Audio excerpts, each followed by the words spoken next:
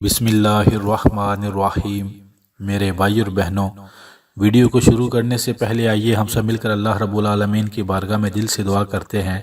اے کریم اللہ، دنیا میں جہاں کہیں بھی کوئی بھی انسان کسی بھی غم یا پریشانی میں ہے، اے سونے اللہ اپنی رحمت کے صدقے ہر انسان کے ہر غم اور پریشانی کو دور فرما دیجئے، آمین ثم آمین۔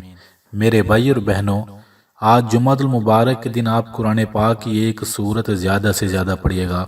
ایک بات یاد رکھیے گا، جمعے کے دن اللہ تعالیٰ اہل ایمان کی دعائیں بڑی جلدی قبول فرما لیتے ہیں، لہٰذا جمعہ المبارک کے دن چلتے پھرتے اٹھتے بیٹھتے جتنا ہو سکے اللہ رب العالمین سے دعائیں مانگتے رہا کریں۔ آج کے دن آپ قرآن پاک کی ایک سورت پڑھیے گا۔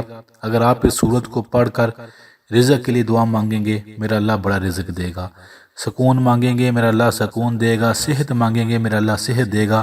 پریشانیوں مشکلوں سے نکلنے کی دعا مانگیں گے، میرا اللہ ہر پریشانی اور غم کو دور کر دے گا۔ یہ سورت جب نازل ہوئی تو فرشتے نے آ کر کہا نبی کریم صلی اللہ علیہ وآلہ وسلم سے، اس سورت کے ایک ایک لفظ کے بدلے اللہ رب العالمین اپنے بندے کو بڑی برکتوں اور رحمتوں سے نوازتا ہے، اور اس کے پڑھنے کے بعد دعائیں بھی اللہ رب العالمین اپنے بندے کی بڑی جلدی قبول فرما لیتا ہے۔ وہ قرآن کی عظیم برکتوں والی سونی سورت سورۃ الفاتحہ ہے۔